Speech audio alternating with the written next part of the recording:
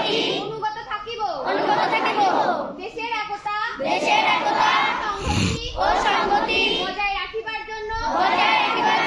সর্বদা সচেষ্ট থাকিব অন্যায় ও দুর্নীতি করিব না এবং অন্যায় ও দুর্নীতিকে প্রশ্রয় দেব না হে মহান সৃষ্টিকর্তা আমাকে শক্তি দিন আমি যেন বাংলাদেশের সেবা করিতে পারি এবং বাংলাদেশকে একটি আদর্শ বৈষম্যহীন ও শক্তিশালী রাষ্ট্র হিসেবে গড়িয়া তুলিতে পারি।